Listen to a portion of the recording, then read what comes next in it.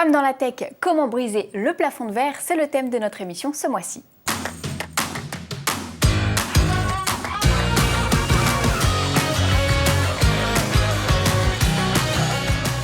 Bonjour à tous et bienvenue dans Businesswoman. Femmes dans la tech, comment briser le plafond de verre, c'est ce que nous allons voir aujourd'hui avec nos deux invités. Avec moi sur ce plateau pour en discuter, j'ai le plaisir d'accueillir Delphine Rémy-Boutan. Bonjour Delphine. Bonjour. Vous êtes la fondatrice de The Bureau.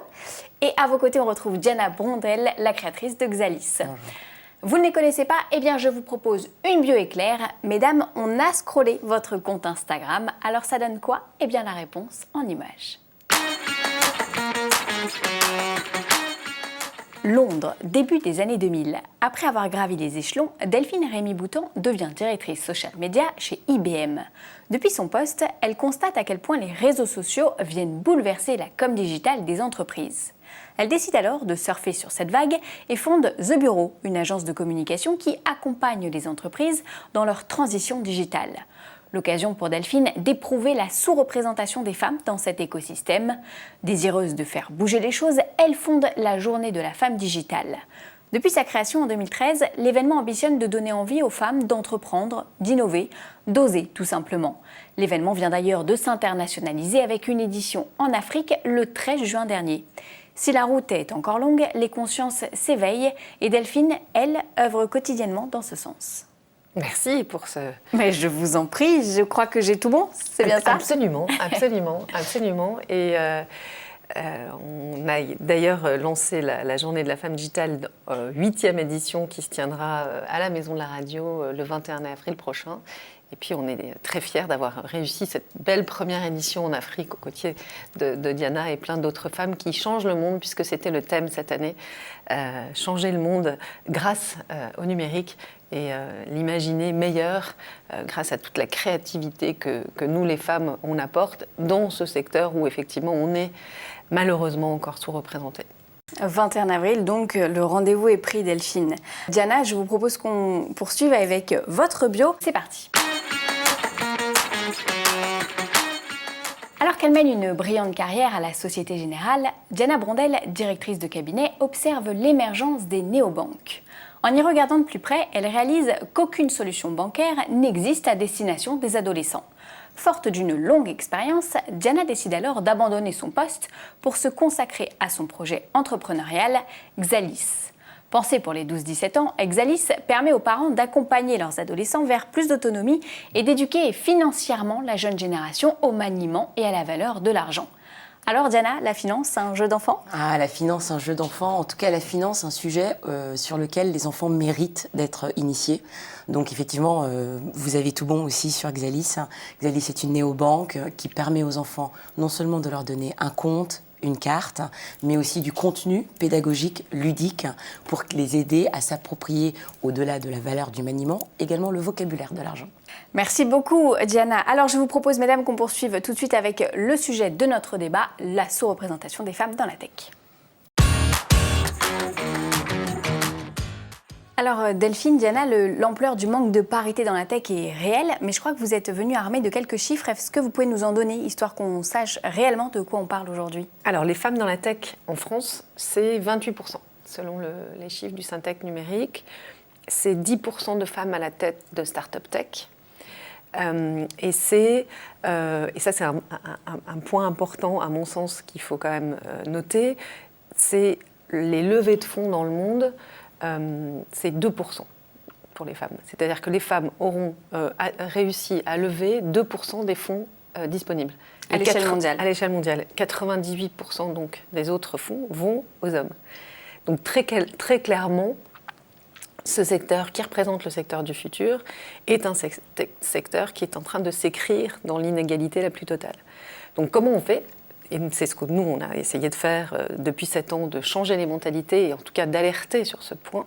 L'intelligence artificielle qui est en train de s'écrire avec déjà des biais stéréotypés et que toutes ces solutions finalement doivent représenter le monde dans son ensemble. Nous sommes 52% de l'humanité Donc, nous devons être représentés dans toutes ces nouvelles technologies. Diana et son projet de Xalis autour des enfants, est-ce que ça c'est un homme qui y aurait pensé peut-être ou sans doute pas. En tout cas, ce qu'on a nous à apporter, c'est pas qu'on est meilleur, c'est simplement un autre regard, d'autres solutions qu'on va pouvoir porter et transformer grâce à la tech. Donc les chiffres aujourd'hui sont catastrophiques, et non seulement sont catastrophiques, mais ont plutôt aussi tendance à diminuer. Donc il y a urgence. Donc nous, on a identifié, et maintenant, c'est comment on fait pour changer ça. 3 leviers qui nous semblent importants, c'est la formation, se former, financement, l'accès au financement, qui est le dernier plafond de verre à mon sens. On a besoin d'être beaucoup plus soutenu dans l'accès à l'argent pour accélérer le business. Et puis la partie confiance, puisqu'il faut que les femmes aient confiance en elles. On ne peut pas être ce qu'on n'a pas vu. Plus on aura de rôle modèles, de réussite, comme Diana, et toutes ces femmes qui changent le monde pour le meilleur grâce à la tech, plus d'autres femmes se diront c'est possible. Et nous, c'est ce qu'on vraiment veut mettre en avant grâce au prix Les Margaret. Et notamment la journée de la femme digitale. À la journée de la femme digitale, avec toutes ces femmes qui prennent la parole et qui présentent comment elles osent, elles innovent, elles entreprennent, pour donner envie à d'autres femmes, se dire qu'elles aussi c'est possible. Et puis ce prix, en hommage à Margaret Hamilton, cette codeuse informaticienne de la NASA qui a contribué au premier pas de l'homme sur la Lune dans les années 70. C'était Les Figures de l'ombre, où alors ces femmes, elles avaient double peine, elles étaient noires et elles étaient femmes. Donc elles travaillaient dans des petits endroits où elles n'avaient pas le droit d'être mélangées avec les blancs, et elles étaient les computer ladies. Et dans les années 70, quand le numérique a pris ses lettres de noblesse, les hommes s'y sont engouffrés parce que les hommes devaient faire des belles carrières et qu'on pensait que l'informatique, ça allait donner des belles carrières. Une femme dans les années 70, on ne lui demandait pas de faire une belle carrière, on demandait de faire un beau mariage. Et donc ce chiffre-là est resté. Qu'est-ce qu'on en fait ? Il est temps de rendre à Margaret, ce qui appartient à Margaret. Le numérique, c'était les femmes. On est sous-représenté. Il faut vite s'investir dans ce secteur qui représente le futur. Diana, vous travaillez plus spécifiquement dans le secteur de la FinTech. Vous observez un peu les mêmes choses, oui, alors sous-représentation. Alors en fait, dans la FinTech, c'est même encore pire que la tech de manière générale. Parce que moi, ce que j'explique régulièrement, c'est que la FinTech, c'est à l'intersection de plusieurs choses. C'est à l'intersection de la finance, qui reste encore un métier largement dominé par les hommes. À l'intersection de la tech, qui reste aussi aujourd'hui largement factuellement dominée par les hommes. Et puis effectivement, il y a toute l'activité entrepreneuriale où il y a davantage d'hommes qui osent entreprendre. On accepte davantage socialement que ce soit un homme qui entreprenne, qui monte les boîtes et moins les femmes. Et en fait, quand vous mettez ces 3 cercles ensemble, il y a quasiment pas de femmes fondatrices de FinTech. On demande souvent, et moi par exemple ça m'agace, on demande souvent aux femmes de cofonder des FinTech avec des hommes. Pas parce que l'homme est compétent, mais parce que ça reste un métier masculin et donc on a davantage de crédibilité parce qu'on a un homme à côté de soi.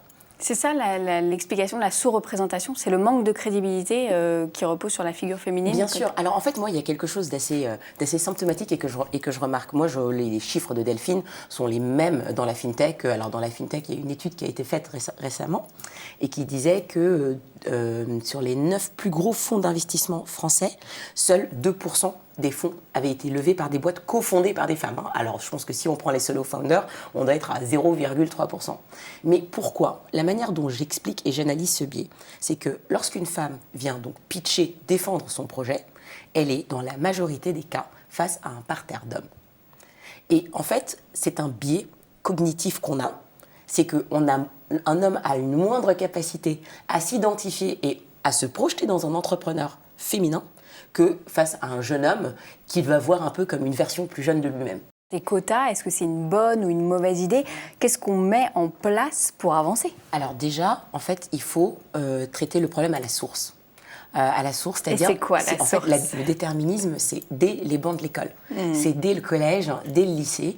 On oriente plus facilement les femmes vers des filières littéraires que vers des filières d'ingénieurs. Il n'y a que 30% des femmes qui passent des bacs scientifiques. Et ensuite, la proportion fond comme peau de chagrin au fur et à mesure qu'on rentre dans des études post-bac. Donc il faut déjà, dès le collège, dès le lycée, commencer à sensibiliser toutes ces jeunes femmes en leur disant, en leur répétant, en leur martelant qu'elles ont le droit aux mêmes opportunités, qu'elles ont le même niveau d'intelligence.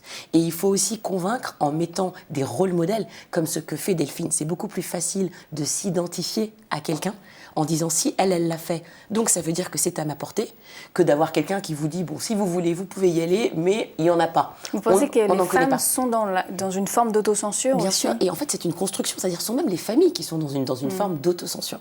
Sont même les familles qui finalement orientent plus naturellement leurs garçons vers des filières scientifiques et leurs filles vers des filières davantage commerciales. Moi, si je refais le pont avec la FinTech notamment, non seulement il n'y a pas beaucoup de femmes, mais quand vous regardez, que vous grattez un peu la surface des femmes qui émergent dans la FinTech, il y en a beaucoup. Lorsqu'on parle de fonctions de direction, elles sont sur des fonctions dites de support. Elles vont faire du marketing, de la com, des RH, des métiers qu'on considère féminins. On ne trouve quasiment pas de femmes directeurs techniques, de femmes responsables de centres de profit et qui ne sont pas que sur des fonctions de support. Mais après, ça c'est vrai dans la tech, mais c'est vrai de manière beaucoup plus large dans la société, dans son ensemble. L'objectif final de la journée de la femme digitale, c'est qu'il n'y en ait plus, que ne ce soit plus un sujet, que des Diana et que des femmes qui réussissent et qui vont réussir. Et Diana est une pépite et on verra dans 5 ans, à mon avis, c'est elle qui fera le duo avec Macron, comme a fait Julia Bidjaoui, Frishti, Inconnu au bataillon. On l'a lancé à la JFD, on l'a aidé à la... Et ensuite, Céline Lazorte, Lichty, première édition. Et nous, ce qu'on va chercher, c'est ça, c'est toutes ces femmes, toutes ces pépites dont on ne parle pas. Et quel conseil vous donneriez peut-être à ces femmes qui n'osent pas se lancer? Un dernier conseil pour les aider dans leur démarche et les accompagner peut-être? Ouais, alors moi je suis complètement en phase avec ce que dit Delphine. Je pense que c'est d'abord aux femmes de se réapproprier le droit d'entreprendre. Ce qui se passe, c'est qu'on vit dans une société dans laquelle on a ce que j'appelle de la pollution, où on va se dire tiens, je vais me lancer, les gens vont dire mais non, tu vas pas gagner d'argent, tu vas pas y arriver, tu as 95% de chances de te planter. Tout ça, c'est vrai.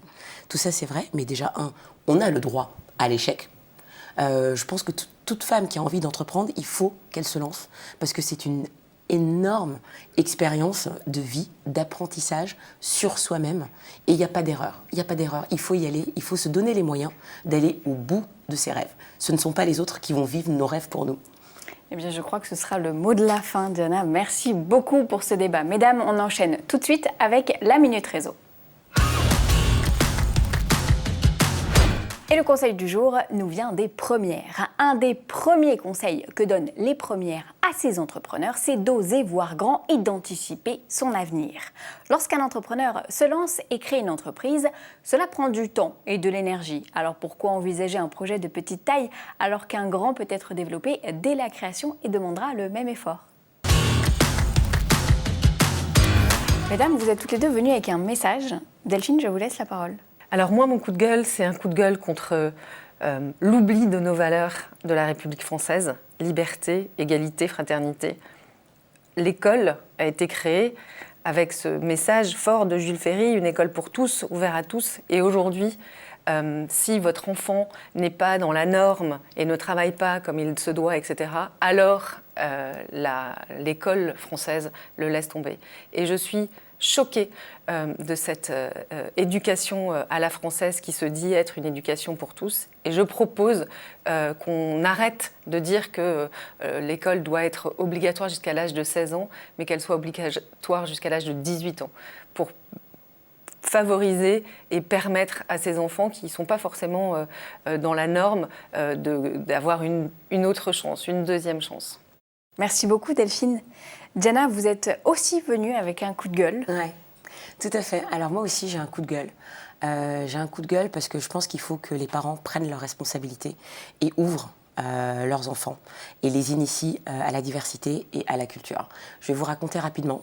Moi, il y a 30 ans, effectivement, j'habitais en Allemagne et les enfants me demandaient comment je faisais pour être aussi noire. Donc, je le prenais avec beaucoup de légèreté et je leur disais que je passais un petit peu de temps le matin à mettre du charbon.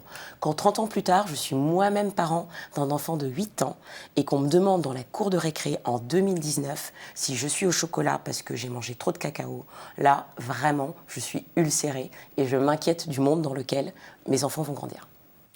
Merci beaucoup pour vos messages à toutes deux. Ce qu'on retiendra de ce débat, c'est que tout commence sur les bancs de l'école. Voilà, merci Delphine Rémy-Boutan et Diana Brondel d'avoir été avec nous sur ce plateau. Businesswoman, c'est fini pour aujourd'hui. On se retrouve le mois prochain. D'ici là, n'hésitez pas à commenter et partager cette émission disponible sur Facebook et sur YouTube. Merci de nous avoir suivis et à très vite sur le plateau de Businesswoman.